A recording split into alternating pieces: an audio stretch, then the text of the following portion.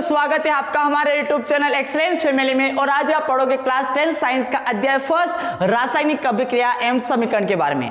तो इससे पिछले वीडियो लेक्चर में अपन क्या देख चुके हैं कि रासायनिक अभिक्रिया क्या होती है और रासायनिक समीकरण क्या होते हैं। साथ ही अपन ने यह देखा था कि रासायनिक समीकरण के प्रकार पढ़े थे। रासायनिक समीकरण के दो प्रकार थे, एक था संतुलित रासायनिक समीकरण, एक था असंतुलित रासायनिक समीकरण। और अपन ने वहां पर यह भी देखा था कि असंतुलित रासायनिक समीकरण को कैसे अपन संतुलित रासायनिक समीकरण में बदलेंगे। और अपन इस वीडियो लेक्चर में क्या देखने वाले हैं, अपन देखने वाले हैं रासायनिक अभिक्रिया के प्रकार। तो रासायनिक अभिक्रिया क्या होती है ये अपन देख चुके हैं। अब देखते हैं अपन रासायनिक अभिक्रिया के प्रकार। तो इससे पहले एक छोटा सा बता देता हूं कि रासायनिक अभिक्रिया क्यों होती है। तो ध्यान से सुनना, रासायनिक अभिक्रिया में क्या होता है, जो भी अभिकारक भाग लेता है, जो भी पदार्थ भाग लेता है, कहने का जो अभिकारक भाग लेता है, उसके परमाणु क्या होते हैं, आपस में जुड़े रहते हैं स्टार्टिंग में।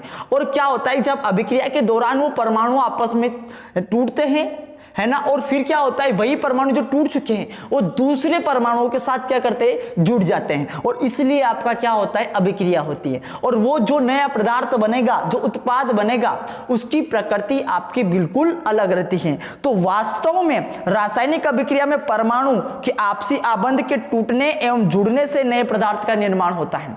क्लियर है। अब परमाणु कैसे टूटेंगे, कैसे जुड़ेंगे, अपन चैप्टर अध्याय 3 और 4 में बात करने वाले हैं। अब अपन यहां करेंगे रासायनिक अभिक्रिया के प्रकार। तो ध्यान से, रासायनिक अभिक्रिया के प्रकार। अब आपके इस चैप्टर में रासायनिक अभिक्रिया के प्रकार दे रखे हैं 5, है ना। एक होती है आपका संयोजन रासायनिक अभिक्रिया, दूसरी होगी आपकी वियोजन रासायनिक अभिक्रिया, दूसरी क्या होगी आपका वियोजन रासायनिक अभिक्रिया, है ना। तीसरा होगा आपका विस्थापन रासायनिक अभिक्रिया और चौथा होगा आपका द्विविस्थापन रासायनिक अभिक्रिया। और पांचवा आपकी अभिक्रिया दे रखी है अपचयन एवं उपचयन। दो अभिक्रिया दे रखी, अपचयन एवं उपचयन रासायनिक अभिक्रिया। क्लियर दोस्तों। तो अपन इस वीडियो लेक्चर में बात करने वाले हैं संयोजन रासायनिक अभिक्रिया क्या होती है और इसके उदाहरण के ऊपर, क्योंकि एग्जाम में इसका क्वेश्चन डायरेक्ट आता है इन पांचों अभिक्रिया में से कि कौन सी भी अभिक्रिया पूछ लेगा और क्वेश्चन आएगा कि जैसे कि संयोजन अभिक्रिया किसे कहते हैं, उदाहरण सहित समझाओ, या फिर वियोजन रासायनिक अभिक्रिया किसे कहेंगे, उदाहरण सहित समझाओ, ये आ जाएगा। तो सबसे पहले अपन को इसकी परिभाषा पता होनी चाहिए और इसकी परिभाषा और उसके बाद इसका उदाहरण पता होना चाहिए। तो देखो, संयोजन नाम से इसका नाम में इसका अर्थ खोजने की कोशिश करो। संयोजन, संयोजन मतलब कि संयोग, मतलब कि जुड़ाव, मतलब कि मिलना, है ना। संयोग मतलब कि मिलना, संयोग से मिले। जैसे कि आप अपने फ्रेंड से बहुत सालों बाद मिलते हो, है ना। जैसे कि बहुत सालों बाद अपन जब एक दोस्त से मिलते हैं या फिर आपने कभी किसी व्यक्तियों के मुंह से मिला, सुना होगा कि बहुत बड़े संयोग से मिले अपन। जैसे कि आप सोचिए कि किसी बड़े व्यक्ति से मिले, नामी व्यक्ति से मिले, तो आप क्या कहते हो, बड़े संयोग से मिले सर अपन, है ना। तो ऐसे ही संयोजन अभिक्रिया होती है। इसमें क्या होता है, क्योंकि अपन यहां पर किसी पर्सन की बात नहीं कर रहे, किसी व्यक्ति की बात नहीं कर रहा हूं मैं, किसी दोस्त की बात नहीं कर रहा हूं मैं, यहां बात करने वाला हूं अभिक्रिया के ऊपर। और अभिक्रिया में केवल दो चीजें होती हैं, एक होता है आपका अभिकारक और एक होता है आपका उत्पाद। एक होता है अभिकारक, एक होता है उत्पाद, तीसरा होता है उत्प्रेरक, है ना, जो अपन पढ़ चुके हैं। उत्प्रेरक अभिक्रिया में भाग नहीं लेगा। उत्प्रेरक क्या होता है, अभिक्रिया की दर को बढ़ा देता है और घटा देता है। तो अब समझते हैं अब संयोजन अभिक्रिया, क्योंकि यहां पर अपन अभिकारक एवं उत्पाद की भाषा में बात करने वाले, तो क्या होगा संयोजन अभिक्रिया का उदाहरण। क्या होता है कि जब दो या दो से अधिक अभिकारक, जब दो या दो से अधिक अभिकारक मिलकर, है ना, मिलकर केवल एक उत्पाद बनाएं, उसको अपन क्या कहते हैं, संयोजन अभिक्रिया। दो या दो से अधिक अभिकारक मिलकर, दो या दो से अधिक अभिकारक मिलकर केवल एक उत्पाद बनाता है, उसको अपन क्या कहते हैं, संयोजन अभिक्रिया। इसकी परिभाषा देख लेते हैं। यहां पर देखो इसकी परिभाषा, ऐसी अभिक्रिया, क्या है परिभाषा इसकी, ऐसी अभिक्रिया जिसमें दो या दो से अधिक अभिकारक मिलकर एकल उत्पाद का निर्माण करते हैं, केवल एक उत्पाद का निर्माण करते हैं, उसे संयोजन अभिक्रिया कहते हैं। इसकी परिभाषा समझ में आई। अब इसका एक उदाहरण देखते हैं। देखो, उदाहरण अपन लेते हैं दैनिक लाइफ के जीवन में, जैसे कि यहाँ पर एक बीकर में दे रखा है कि बीकर में कैल्शियम ऑक्साइड मिलाया और जल मिलाया, तो क्या हुआ अपने जो आपका जीवन व्यतीत होता है उसमें जो घटनाएं होती है उससे रिलेट करने की कोशिश करता हूँ। जैसे कि आपने देखा होगा कि बहुत दिवालियों को सीजन आने वाला है, तो आपने देखा होगा कि बहुत सारी बिल्डिंगों पे पेंट होते हैं चूने की। और चूना क्या होता है, जब आप मार्केट में लेने जाते हो तो क्या होता है, वो बहुत बड़े पत्थर टाइप होता है, मतलब कि ठोस अवस्था में होता है। और जब आप उस चूने को, है ना, जब चूने को किसी बर्तन में रख के या मटके में रख के उसमें पानी डालते हो तो क्या होता है, अपन को एक विलियन मिलता है और अपन उस विलियन को क्या कर देते हैं, उस पेंट टाइप विलियन होता है उसको दीवारों पर पेंट कर देते हैं। यही करते हैं और यही होता है एक्सपेरिमेंट, यही एक्सपेरिमेंट देखते हैं। सबसे पहले अपन कैल्शियम क्या हुआ, एक बीकर लिया, बीकर कैसा होता है, ऐसा होता है, कांच के गिलास जैसा आपका बीकर होता है, उसमें अपन क्या करते हैं, थोड़ा सा कैल्शियम ऑक्साइड, है ना, कैल्शियम ऑक्साइड तथा बुझा हुआ चूना लीजिए, बुझा हुआ चूना लेते हैं अपन उस बीकर में। उसके बाद क्या करते हैं अपन, उसमें धीरे धीरे पानी मिलाते हैं, है ना। जैसे यहां पर देखो कैल्शियम ये दे रखा है, कैल्शियम ऑक्साइड दे रखा है, इसमें अपन ने क्या किया, धीरे धीरे ऊपर से पानी डाला। जब आप इसमें पानी डालोगे तो उसके टेम्परेचर में परिवर्तन होता है, ताप में परिवर्तन होता है। कैसे, आपने ये सुना होगा कि उबलते जब अपन चूने में पानी डालते हैं तो उसके पास नहीं जाना चाहिए। क्यों नहीं जाना चाहिए, क्योंकि उससे एक तरीके से बहुत ज्यादा ऊष्मा निकलती है, ऊर्जा निकलती है ना। तो ये क्या होता है कि जब कैल्शियम ऑक्साइड मतलब कि बिना बुझा हुआ चूना जिसे आप दुकान से खरीद कर लाए हो, जल के साथ क्या करता है, तीव्रता से अभिक्रिया करके क्या कर देता है, बुझे हुए चूने का निर्माण करता है। मतलब कि वो जो आपको पेंट जैसा मिलता है ना, जिसको आप दीवारों पर पेंट करते हो, उसको अपन कहते हैं कैल्शियम हाइड्रोक्साइड। तो जब आपको जब भी ऐसा पेंट मिले चूने का, है ना, तो आप ये मत कहना कि ये चूना है, आप कहोगे कैल्शियम हाइड्रोक्साइड है ना, का निर्माण करता है और इससे अधिक ऊष्मा भी उत्पन्न होती है। इसकी रासायनिक भी समीकरण मतलब कि समीकरण होगी, समीकरण क्या होगी, CaO, मतलब कि ये आपका कैल्शियम ऑक्साइड का सूत्र है। जब पानी से क्रिया करता है H2O से तो क्या मिलता है अपन को, कैल्शियम हाइड्रोक्साइड मतलब कि CaOH2, है ना, मिलता है। साथ ही अपन को ऊष्मा भी मिलती है, मतलब कि बिना बुझा हुआ चूने में जब पानी मिलाया तो बुझा हुआ चूना मिल गया और बुझे हुए चूने को आप पेंट करते हो। क्लियर है दोस्तों, यहां पर ये देखना। अब देखो एक चीज जो देखोगे, आपने क्या किया, चूना खरीद के लाए मार्केट से, आपने पेंट कर दिया, लेकिन जैसे ही आपने पेंट किया वो इतनी चमक नहीं होती उसमें, है ना। जैसे जैसे सुखाता जाता है उसका जो श्वेतपन होता है, जो निखार होता है, वो खिलता जाता है। ऐसा क्यों होता है, ऐसा पेंट करते ही क्यों नहीं होना चाहिए, है ना। इसका एक कारण होता है, क्योंकि आपने क्या किया है, आपने किया है कैल्शियम हाइड्रोक्साइड मतलब कि उस चूने को पेंट किया है। जब वो वायु की उपस्थिति में आता है, जब वायु के संपर्क में आता है तो धीरे धीरे सुखाता है। और वायु में क्या होता है, आपका कार्बन डाइऑक्साइड होता है। तो क्या होता है, वो जो पेंट है, जो कैल्शियम हाइड्रोक्साइड है ना, वो क्या करता है, वायु में उपस्थित कार्बन डाइऑक्साइड के साथ धीरे धीरे अभिक्रिया करके क्या कर देता है, दीवारों पर कैल्शियम कार्बोनेट, किसकी, कैल्शियम कार्बोनेट की एक परत बना लेता है। कहने का मतलब क्या होगा कि आप पेंट करते हो, है ना, पेंट करने के बाद वो जो पेंट होता है वो अपने ऊपर किसकी परत चढ़ा लेता है, कैल्शियम कार्बोनेट की परत चढ़ा लेता है। और सफेद करने के 2-3 दिन बाद क्या होता है, कैल्शियम कार्बोनेट का निर्माण होता है, जिससे दीवारों पर चमक आ जाती है। जब वो कैल्शियम कार्बोनेट आपकी दीवारों पर आ जाती है तो दीवारें बहुत चमकती हैं। तो कहने का मतलब ये होगा कि अगर आपने पेंट किया, आपने चूना पोता और अगर आपकी दीवारों पर कैल्शियम कार्बोनेट नहीं बना, है ना, तो आप ये कहोगे कि आपकी दीवारों पर कभी भी चमक नहीं आएगी, है ना। तो आप सीधे कैल्शियम कार्बोनेट भी लगा सकते हो, लेकिन अपन चूने से कर लेंगे, है ना। और रोचक तथ्य क्या होता है, यहाँ ध्यान सुनिए। आप ये सोचिए, ताजमहल याद कीजिए, किस किस ने ताजमहल देखा, कमेंट जरूर करिएगा कि हमने ताजमहल देखा। चाहे रियल में देखा, लेकिन फोटो में तो देखा होगा।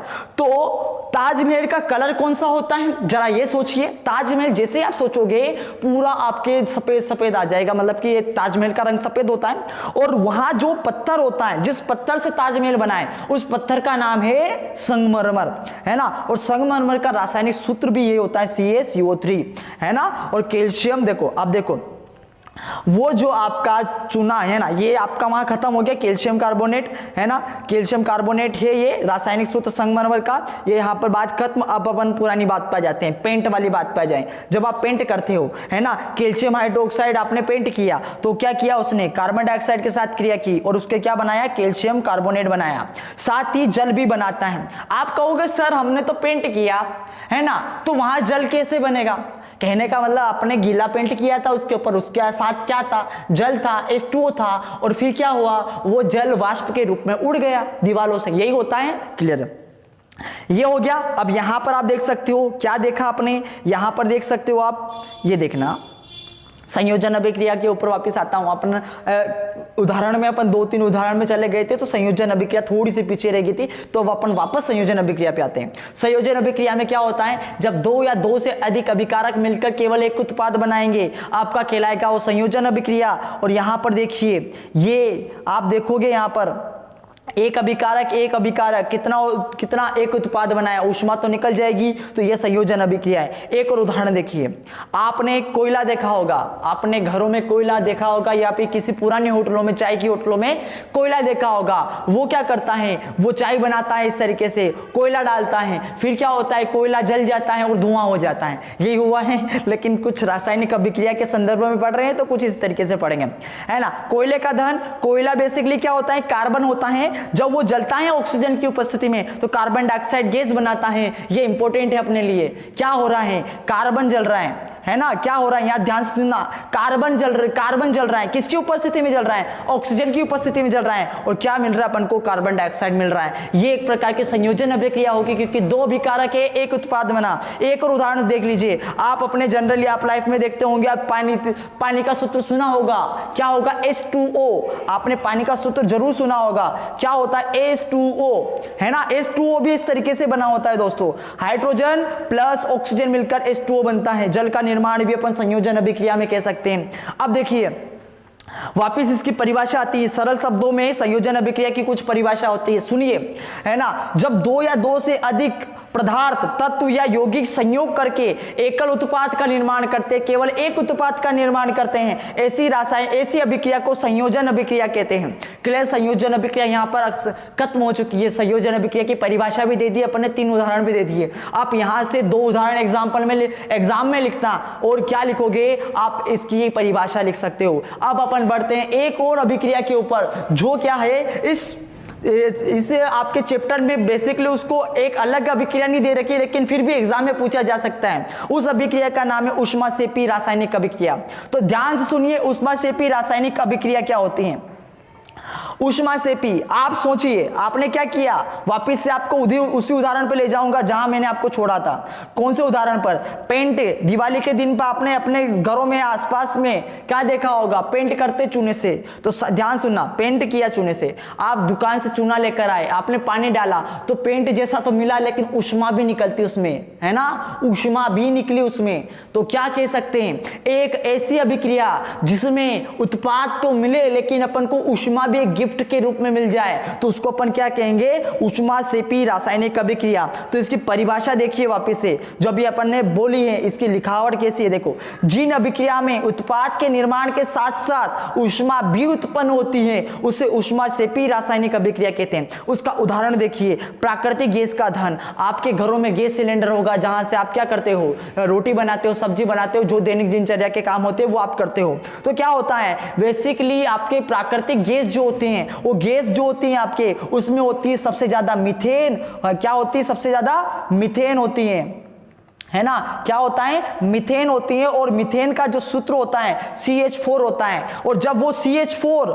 है ना, जब वो CH4 ऑक्सीजन की उपस्थिति में जलता है तो कार्बन डाइऑक्साइड देता है, साथ ही ऊर्जा देता है ना, और H2O भी देता है। अब देखिए यहां पर सबसे इंपॉर्टेंट टॉपिक इस अभिक्रिया के लिए, ऊष्माक्षेपी रासायनिक अभिक्रिया के लिए, यहां पर देखिए ये क्या दे रहा है, आपको ऊर्जा दे रहा है। और जो अभिक्रिया आपको उत्पाद के साथ साथ अभिक्रिया दे, है ना, जो आपको उत्पाद के साथ साथ अभिक्रिया दे, उसको क्या कहते हैं, ऊष्माक्षेपी रासायनिक अभिक्रिया कहते हैं। एक और सुनिए, जो आप अभी आपके पास हो सकता है, होगा, कंफर्म होगा। आपने अपने ये देखा होगा, चलो आपके ऊपर ले लेता हूं एक उदाहरण। जैसे कि आप सपोज कर लीजिए उपवास रखते हो, है ना। उपवास में तो नहीं, उस उपवास में तो आप बहुत कुछ खा जाते होंगे, है ना। ये भी खाया, नहीं भी खाया, नहीं भी खाया, उपवास नाम का होता है। आप सपोज करिए आपको बहुत तेज 2 से 3 घंटे तक खाना नहीं मिले, है ना। खाना नहीं मिलता है, 4 घंटे बाद आपको खाना मिलता है, तो कैसा होता है खाना खाने के बाद? एक अलग एनर्जी आती है, एक अलग ही ऊर्जा आती है शरीर में, है ना। तो शरीर में भी कुछ अभिक्रिया हो रही होगी, तभी अपन को क्या मिल रहा है? ऊर्जा मिल रही है। तो ध्यान सुनना, अपन खाना खाते हैं, खाना अंदर जाता है और फिर क्या होता है? जब पाचन क्रिया होती है तो उसके पदार्थ क्या होते हैं? उस टूट जाते हैं। जैसे चावल, आलू, ब्रेड कार्बोहाइड्रेट में टूट जाते हैं और फिर क्या होता है? अपन जो सांस लेते हैं, ऑक्सीजन लेते हैं अंदर, उस ऑक्सीजन से क्रिया करके अपन को दे देता है ग्लूकोज, ऊर्जा, और कुछ ऐसा दे देता है कार्बन डाइऑक्साइड। ध्यान सुनना, आप देखना, है ना। क्या होता है कि हमें ऊर्जा की आवश्यकता के लिए भोजन की आवश्यकता होती है, और हमें ऊर्जा कहां से मिलती है? भोजन से प्राप्त होती है। पाचन क्रिया के समय खाद्य पदार्थ छोटे छोटे पदार्थों में टूट जाता है, छोटे छोटे टुकड़ों में टूट जाता है। जैसे चावल, आलू, ब्रेड कार्बोहाइड्रेट में होता है। इन कार्बोहाइड्रेट के टूटने से ग्लूकोज मिलता है ना। पदार्थों के टूटने से अपन को, है ना, उन खाद्य पदार्थों के टूटने से अपन को ग्लूकोज मिला, और ग्लूकोज हमारी शरीर की कोशिकाओं में उपस्थित, है ना, जो सांस ले रहे जो कोशिका में उपस्थित होती है, ऑक्सीजन से मिलकर हमें ऊर्जा प्रदान देती है, तभी अपन में एक पॉजिटिव एनर्जी आती है। और इस अभिक्रिया का विशेष नाम शोषण है ना। शोषण लेते हैं, और इसके बारे में अपन चैप्टर 3 में पढ़ेंगे, और आने वाले वीडियो लेक्चर में अपन चैप्टर 3 भी कवर करने वाले हैं। तो देखिए, इसका रासायनिक समीकरण क्या होता है, ये तो अभी मैंने सिर्फ शब्द समीकरण बताया, मतलब कुल मिला के इसका रासायनिक समीकरण होता है C6H12O6, इसको कहते हैं ग्लूकोज। क्या कहते हैं? ग्लूकोज। प्लस कार्बन डाइऑक्साइड के साथ क्रिया करेगा, ये कार्बन डाइऑक्साइड के साथ क्रिया करके क्या बनाएगा? ये है ना, एक बार देना, ग्लूकोज ने क्या किया? ऑक्सीजन के साथ क्रिया की और क्या बनाया? कार्बन डाइऑक्साइड, H2O, और ऊर्जा बनाई। कार्बन डाइऑक्साइड अपन छोड़ते निकल जाती है, H2O भी अपन अपने शरीर में बनता है, साथ ही ऊर्जा भी निकलती है। ऊर्जा, है ना, जिससे अपन को एक एनर्जी मिलती है। और खाना खाने के बाद कहते हैं अपन क्या खाना था, है ना, यही था। और ये एक बात और सुनिए, एक और उदाहरण आप अपने लाइफ में देख सकते होंगे। आप मार्केट से सब्जी खरीद के लाए, और सब्जी और या फिर फल फ्रूट्स के जो छिलके होते हैं अपन इनको फेंक देते हैं, और क्या होता है? जब फेंकने के बाद जो सड़ते हैं तो उनमें भी क्या होता है? आपका ऊष्माक्षेपी रासायनिक अभिक्रिया होती है। क्लियर है? तो ये उदाहरण भी आप समझ चुके होंगे। तो इस वीडियो लेक्चर में अपन ने क्या देखा? अपन ने ये देखा कि रासायनिक अभिक्रिया क्यों होती है, प्रकार देखे, प्रकार के नाम देखे, और उसमें अपन ने एक पढ़ा संयोजन अभिक्रिया। संयोजन अभिक्रिया 2 या 2 से अधिक अभिकारक मिलकर एक उत्पाद बनाता है, संयोजन अभिक्रिया। इसके 3 उदाहरण देखिए। यहां पर संयोजन अभिक्रिया खत्म हो गई थी। उसके बाद अपन ने कौन सी अभिक्रिया देखी थी? अपन ने देखी थी ऊष्माक्षेपी रासायनिक अभिक्रिया। ऊष्माक्षेपी रासायनिक अभिक्रिया क्या होती है? जिसमें उत्पाद के साथ साथ अपन को क्या मिलती है? ऊष्मा मिलती है, ऊर्जा मिलती है। उसको क्या कहते हैं? ऊष्माक्षेपी रासायनिक अभिक्रिया। इसकी परिभाषा आपके पास हो गई। इसकी परिभाषा है आपके पास ये वाली। इसके उदाहरण है, एक तो प्राकृतिक गैस का दहन, एक श्वसन, और एक आपको दे रखा है साग सब्जियों वाला। इन 3 उदाहरण में से कोई भी 2 उदाहरण आप एग्जाम में लिख लीजिए, आपके पूरे में से पूरे नंबर पक्के होंगे। तो देखने के लिए धन्यवाद दोस्तों।